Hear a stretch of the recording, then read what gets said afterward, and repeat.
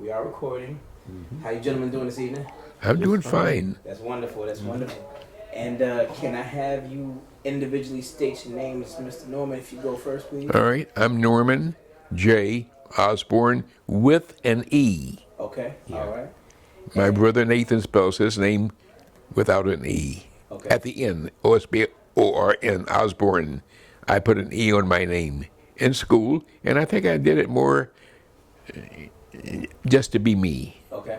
Yeah. Okay. We were twins, but my brother Nathan was always one grade in front of me. When I say one grade, the grades went like this. First grade, second grade, third grade, but with the second grade and third grade, they had a number, 1, 2, 3. In other words, by your numbers, you knew where you stood with smarts. Right. And Nathan had it over me. I was busy doing other things. Nice. Nice. It sounds like you were preoccupied, but in a good way. I'm sure. Very, very much so. Right. Very much so. So, can you tell me a little bit about yourself, please? Well,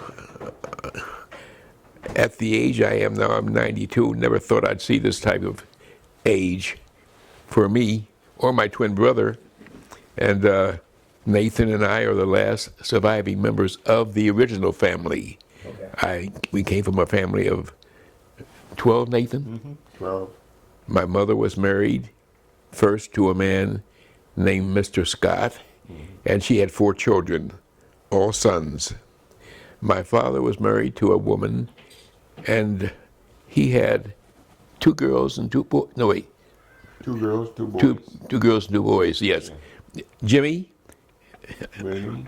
Yeah, but Jimmy holds a special place in my heart because Jimmy was he was a schemer, and his scheming got him in trouble when he was younger. But for instance, you'd go into his house to sit down, he'd say, "Hey, wait, don't sit there. I got a 38 in that seat. Let me take the 38." Gun out of the seat. Okay, Jimmy. Okay. So, Mr. Norman, where were you from originally? Chicago. Okay. Born and raised in Chicago, South Side. Okay. Yes. South Side, I had a good childhood. Right. I really had a good childhood. It was a poor childhood because in those days there was depression. And those were hard days. And I think the one that suffered most was my father because he was a breadwinner. Right. And he was up in age. Am I right, Nathan? Yeah. Now, were you born and raised in Born and raised in Chicago, yes. Okay. Born and raised in Chicago. St. Luke's Hospital. Yeah. I don't know where the hell it is. It's just in Chicago. Yes. One of the hospitals. Yes. There was Provident. There was, what was the other one you said? St. Luke's? St. Luke's, yes. St. Luke's. Well, St. Luke's was further out north, wasn't it? Provident was on the south side. Yeah. Provident at that time was mainly for, as we were called then, colored. Yeah, that's what we were called, colored people. Yeah. Not people of color, we were We colored. went from colored to Negro. Yes, and from Negro to black. Now, what's your current age, Mr. Norman? I'm 92. Okay. I'll be 93 in October the 3rd of this year. Okay. And like I say, my brother Nathan and I were from a large family. And we are the babies, and we're 92. Right. So you know how old the other suckers were. Right. They're dead and gone, man. Right. Yes. So now I'm going to go into the purpose and reasons why we're here. Okay, fine. I'm actually working on a project called the Peace Picks Project. And, The what project? The Peace Picks Project. PEACE? Yes, sir. Okay, thank And, you. Basically, what it is, I'm going around One of those in the to car. all different locations around the country Yes. and just asking random strangers Thanks, Nate. or people that I know, what does peace mean to them? And so that's the question that I pose to you. In your own words, can you tell me what peace means to you? Yes, I can tell you what peace means to me. It comes in different facets. Peace, there's peace of mind, which plays an important part. And I can only remember when I was a youngster, the hard times. The good times, they were always there. We just never saw it as much because we were poor, living on the south side. Am I telling you right, Nathan? Yeah. Telling it right. I remember my brother Nathan and I, we lived in an area called State Street. And Nathan and I would get up in the morning. Now, we made a wagon out of a buggy with 4 wheels. We took 2 of the wheels off, and we had a 2-wheel buggy with burlap bags. And we lived way so far out, the farmers would come in the morning and bring their produce to sell. And they came in. Market. Yes, the farmers market. They came in by horse and buggy. I mean, horse and wagon. Yeah. There's so much I can. And I'll just interject. Please share, because I know. I'll interject. Sure. Every morning, Norman and I would, during the Depression, hard times, we would get up every morning before school, maybe 4 o'clock, run out to the market. We lived on 60th Street. The market was on 71st. Yes. Now figure this out. In Chicago, 8 blocks to the mile. The blocks are long. In New York City, where we had lived also, 20 blocks to the mile. So you figure out, we went from 60th Street to 71st Street. I push one morning, next morning he'd push. We get to the market, and they would start going in between where the farmers have their produce, and what they would do is if they had something that They would discard. bruised, corn, peaches, potatoes, Fruit, whatever anything. they had that was bruised, We- they didn't think they could sell. we they would picked just it throw up. over there. And that was our job, Norman's job and mine, to go by and ask the farmer, could we have it? Oh, sure, take it. It's bruised. We can't sell it. We Because would go home with croaker sacks full of vegetables. Wow. My mother, being from the deep south, knew how to can. Everything was canned. We couldn't, my father, not being able to work, didn't have enough money to really go and buy produce, maybe milk, bread. But everything else came from the market. Yep. My mother was canning prunes, string beans, corn, collard greens. Peaches. You name it, she canned it.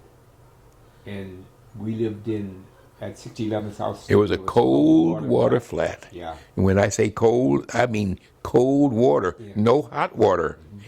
That was just our background. And the heat we had came from a pot-bellied stove. Yeah. I remember. I don't want to get too far off the subject. What does peace mean?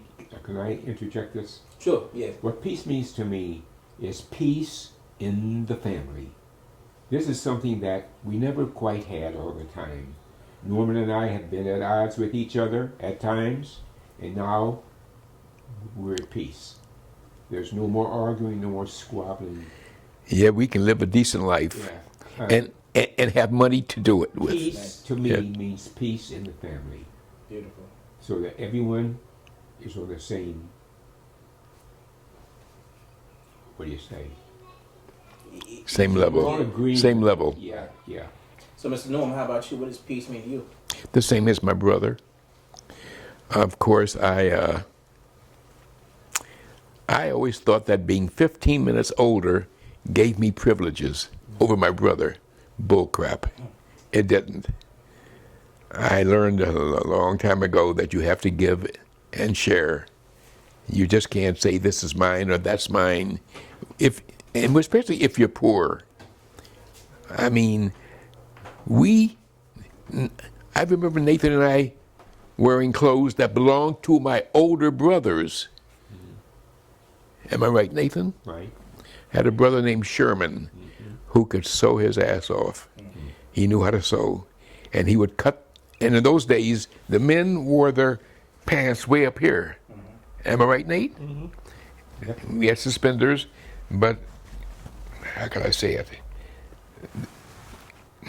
high-waisted. The manner of dress Yes. was different. Yeah, yes, it was a different way of dressing.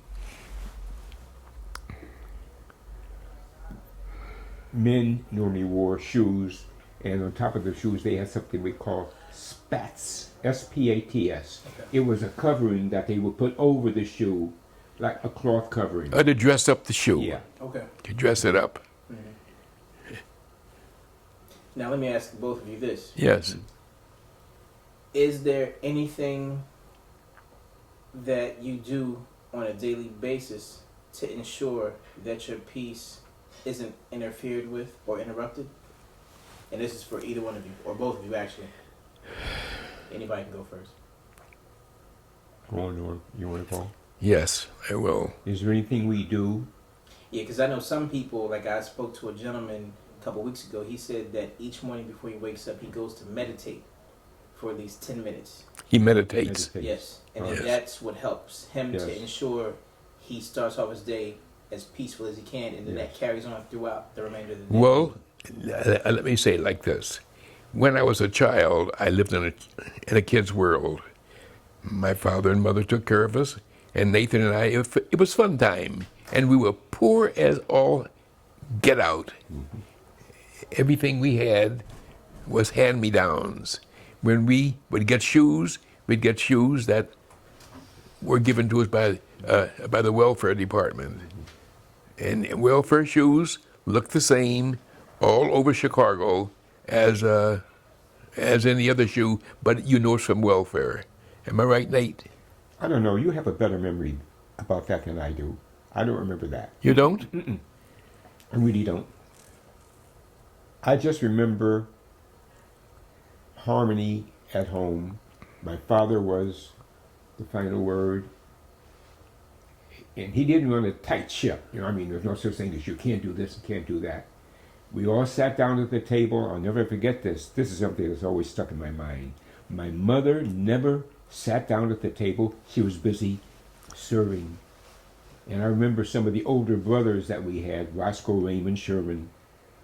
They would be at the table, and my mother would have maybe chicken, which would be a luxury for a family during the Deep Depression. And one of my brothers, like Raymond or Roscoe, would say, "Hey, how old are you?"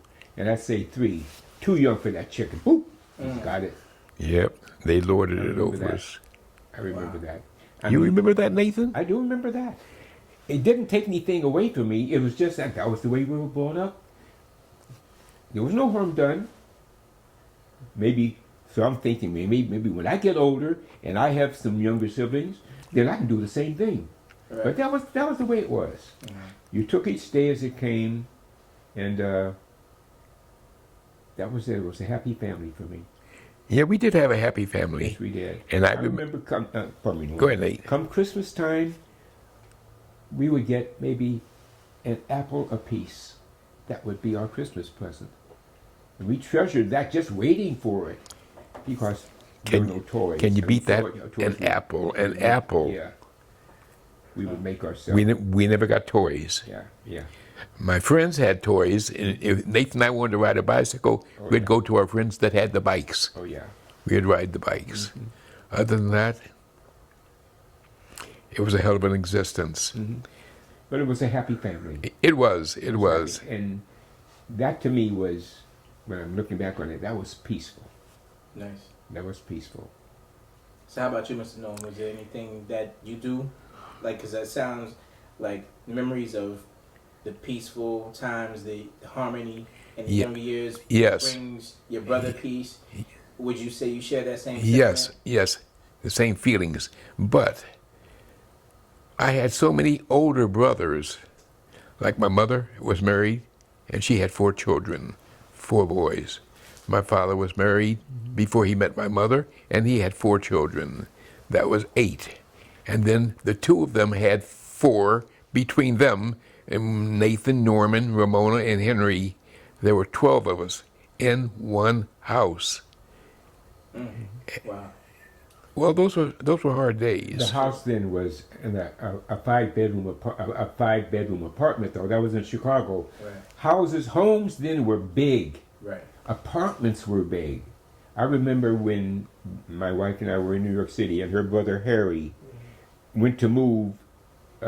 He was living at home with his mom and dad, and my wife and her sister. And he went to get an apartment. He could only get what you call a kitchenette. Those big apartments, even in New York City, were now broken down from a 5 to 6 bedroom apartment to a 2-bedroom apartment. And there were maybe 2 or 3 2-bedroom apartments made out of that one particular 5 or 6 bedroom apartment. That was just the way it was. Wow. I remember that. Okay, so I'm going to have one more question before I kind of just leave it open for you all to kind of just share some memories.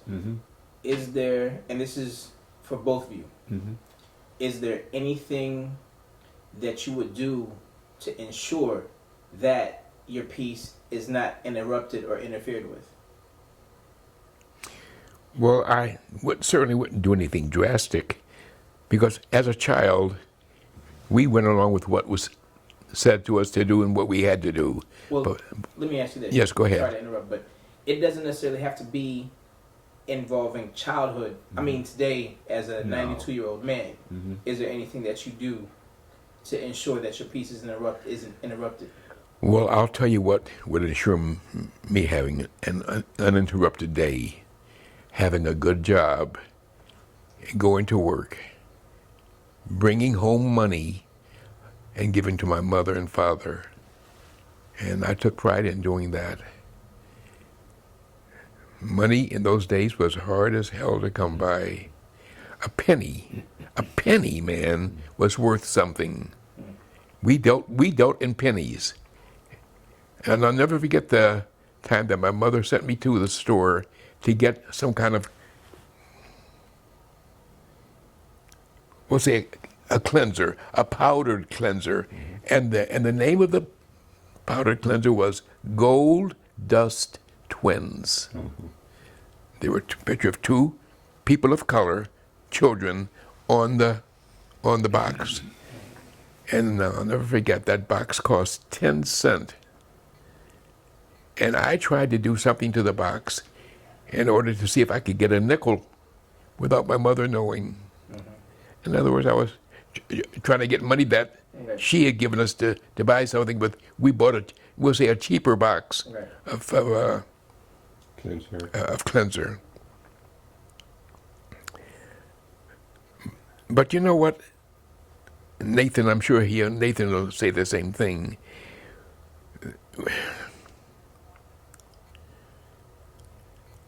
My brothers being older than we were the babies of the family. We were the babies of the family. And I'll never forget my brothers, Roscoe and Raymond.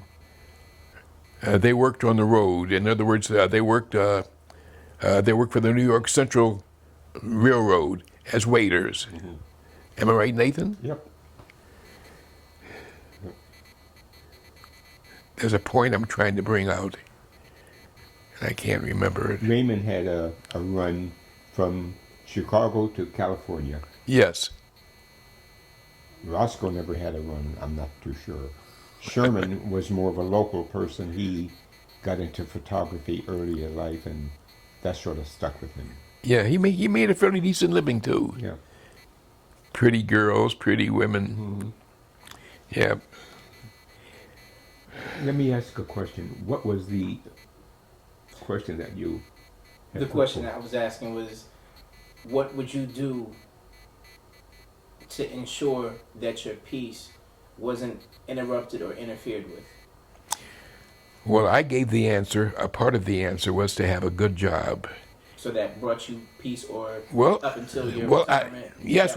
Yes. I mean, I made a decent living. Right. Was able to save money to buy a home, to do things that my father couldn't do when we were youngsters. Right. I dare say that my brother Nathan and I made more in an hour than my father made in a week. Well, that was during the Norman Doping. Well, Nathan, I'm saying the Depression. Yeah. Yes. I mean, times were hard, man. Times were hard. And we had, my father's first born children were girls. Bernice and Beatrice Nathan. Yep. We had a sister named Ramona who was a brain, and my two sisters, by my father's first marriage, saw to it that my sister Ramona had a decent life, was going to go to college. Am I right there, Nate? Yep. Yes. And, oh man, there's so many facets of. Well, how about you, Mr. For me, Nate? now that I'm retired, because when I was busy working, when I was employed, my main thing was the family. Right. Family had to be supported. Went to school. Nathan, my son Michael, my daughter Karen, got up, went to school. Were successful in school, and I was hard on them. I wasn't an easy pop. I remember one was saying, I don't know if Nathan was there, but I remember saying once to Karen and Michael, this is Not a democracy. democracy. It's a dictatorship. I'm the dictator. That's the way to run the house. I mean, it wasn't that I was carrying a whip, Right. but though that was my Lay the law. yeah, that was it. And everybody fell in line with that. Right. But to get back to this day and age, now that I'm retired and supposedly living the life of ease with some aches and pains, I'm happiest when I'm with my brother. I'm happiest when I'm with my family. What little there is left of the family. Where there's no arguments, I don't want to hear an argument. I don't even want to hear misunderstanding. Mm-hmm. That's how I feel now. That brings you peace. I just want Things to run I smoothly. want to get up in the morning. Thank you, Jesus, for letting me wake up. I'll say a prayer for everyone in the family, and get up and go on with my day. What little there is to do now is just to get up, rub my leg down. Hopefully, I'll feel better. Go get a bite to eat, cup of coffee. I do belong to a senior group. It's over at one of the recreation centers here in Virginia Beach. Mm-hmm. And we meet every Tuesday, Wednesday, and Friday from 10 to 1.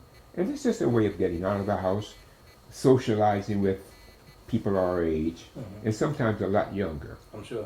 Mm-hmm. And that to me is important. I may not feel like getting up every morning to do it, but once I get up, I motivate myself to do it. Because otherwise I'm just going to be sitting home. Kind of gives you a purpose. Mm-hmm. Yeah, it gives me a reason to get up in the morning Right. and to get out. Now, by the same token, my life is a little more structured than Nathan, because I live in an assisted Okay. type living, where people my age, who don't have, we'll say for the sense of the word, family to hang out with. I'm living I got a 2-bedroom apartment. I've got everything I need. If I want anything I want, I can get it. Mm-hmm. The only thing they don't want you to do is buy whiskey. Oh yeah. And I like to have a drink occasionally. I'm sure definitely you and I both. You and I both. I like to drink. Right. I like to drink. But you know what? Listen, man, God has been good to me. I still have my brother Nathan, Mm-hmm. and he means a lot to me. And it kind of brings me to the point that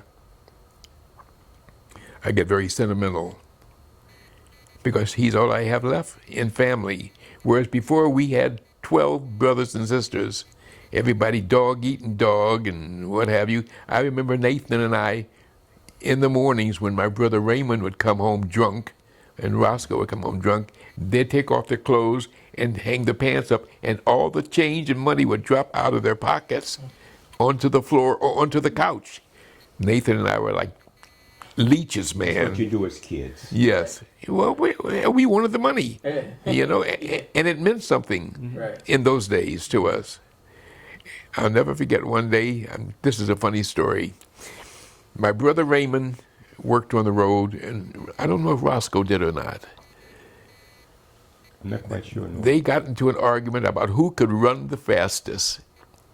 And we lived at 60th and Michigan. 6000. on the corner.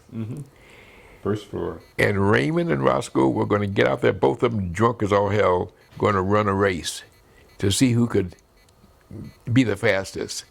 Well, without a doubt, Raymond won. Roscoe didn't even get off started. Raymond was gone, man. He was gone. I'd like to interject one more thing, if I might. Sure. May. Now that I'm senior, Right. I mean really senior, Nathan Jr., Nathan Senior, Right. I feel like I've attained everything that I've ever wanted. I'm happy. I'm living with my daughter right now. She came to support me and my wife when my wife got ill. And I'm happy now that I can wake up in the morning and I don't have to worry about, well, gee, my socks need to be cleaned or washed. My daughter's there to do it. She takes care of me the same as Nathan would if I were living here with Nate. I don't have any cares in the world, anything that I have to worry about. And that to me is peace of mind. Nice. I can wake up in the morning and say, thank you, Jesus, for letting me live the night, and I'll try to make the day as nice as I possibly can. Not only for me, but for my fellow man. Right. Norman's here, and we don't see each other very often, but Right. now we've been together. It'll be a week, Yes. and Norman's going to be heading back to New York, and I'm getting at that age now where even to fly on a plane, I'm Leery. I, Right. I'd rather stay home. Yeah. Give me the phone. I'll call you. Hi, how you doing? Right. Take some pictures, and with the advent of the cell phone and the cameras that instant cameras and whatnot, you can do this just like that. Right. I'll send you a picture. So I'm content, and I'm at peace with myself. I'm at peace with my brother, because we're the last of the Mohicans. Yeah, it is. Mm-hmm. So now, to I guess kind of wrap it up, Mm-hmm. since you all have blessed me with a ton of gems, so to Mhm. speak, is there anything else that you all would like to say in the name of peace? At this time, I can't think of anything else I'd like to say other than I just thank God that has allowed me to be alive this long and with good health. I'm a little lame at times. Other than that, I can't complain. I'm 93, and I've always said, Norman will attest to this. I don't know if Nathan knows about it. Yep. I'm sure he does. Wants to I live want to live be till I'm 100. 100. Must live to be 100, yeah. And if you see me in the coffin before then, I don't want to go. I didn't want to go. Mm-hmm. But my aim in life now is to make it to 100. And if the Lord takes me then, thank you, Jesus. There you go. I'll be happy. How about you, Mr. Noah? I feel exactly the same as Nathan. There you go. And I feel this way because there's nothing I want for. There's nothing I don't want that I can't get. If money can buy it, I can get it. But I don't dream that big. Right. I don't need a new car. I'll buy a used car if I have to get one. In fact, I have a 2000 Volvo, one of the best cars I ever had. Mm-hmm. It's a foreign car. Right. Motor-wise, it runs perfect. I've always thought that a Buick. What car was it that Sherman liked? The Chrysler? DeSoto? Chrysler. Yes, DeSoto. Yeah. I always believed in American cars. What you laughing about, guys? Tell me too. I want to laugh. Oh, I don't know. I just heard him It's laughing. just amazing looking at how the times have changed Yeah. and, just listen to the stories. It's just a beautiful thing. It is. It really is. And you know what I'll tell you? To have peace of mind is the most important thing in the world. With peace of mind, you can conquer anything. Right. So that sounds like. I'm sorry. Go ahead. No, I mean that honestly. If you have peace of mind without worries, we're all going to have worries, but I mean there are worries that sometimes keep you awake at night. I don't have any of those worries at all. Pardon me for cutting you off. My only worry is that I wake up tomorrow. Wow. Dear Lord, let me wake up tomorrow. Right. Tonight, I'm going to go to sleep. But I'd just like to interject one more thing. I've got my brother with me. Right. I've got my family here. I am happy and I'm at peace. That's And beautiful. I feel the same way that Nathan feels. That's beautiful. And there isn't anything that I don't want that I can't get. If money can buy it, and I desire it, I can get it. But I don't dream that big anymore. I mean, Norman and I had a conversation today, and I said to Norman, you can have money in the bank, but you can't take it with you. That's true. When You sure go, can. You're going to go just the way you came into this world, naked and bare. Right. So I don't hold on to a dollar Right. very long. It comes and it goes, and it's money, and I know I can't take it to the grave with me. Right. So if you need something, tell me what it is. I'll try to get it for you. That's beautiful. There's nothing I wouldn't do for my family right now, because I know things can't always be as easy for them as it is for you right now. I'm at peace. I have money in the bank. I've got a home I'm living in. I'm content. I'm close to my children. I'm close to Nathan. I'm close to the family. That's it for me. I couldn't ask for anything else. Beautiful. Beautiful. Well, gentlemen, if there's nothing else, we're going to conclude okay. this portion. And I definitely, sincerely, from the bottom of my heart, want to thank you all for participating, and Mr. Nate for additionally coming back. Thank you so much for having us. Yes, thank you so much. I've enjoyed it. I kept saying, what the heck's going on here? right. What is it? What is I never it? said a word to him about. I'm glad. I Thank you. didn't say a word to him. Thank you. Because Nathan kept saying, "What's going on?" I said, "We're going to go over to Nathan's house for dinner. Right. And we're going to sit and talk." There you So he go. said, "Okay, And we've been talking. that's so it. Yes. That's it." Yes. Yeah, so Strictly off the cuff. right. Just what was in your mind. That's it. I'm happy. That's beautiful. I feel the same way. Well, again, I thank you all, both of you. Thank you so much for having Thank you for having us. Sure thing. I think I And, certainly appreciate that. Once the time comes and the project is completed, this is actually going to be made into a documentary film. Is it really? Yes, sir. All right. And so it's going to be something that I'm going to have a viewing, and I'll definitely make sure that you two are going to be there. If we're alive. You will be. You will be. We're You will alive. be. Yes. And yeah, I'm definitely going to make sure I'm going to get a seat front and center for both of you. Well, thank you so much. You showed me after I had my little bit last time a little Snippet. run of it. Can you show us? Oh, yeah, of this? Yeah. Sure. Yeah. So You'd All be right, there it surprised, is. Norman.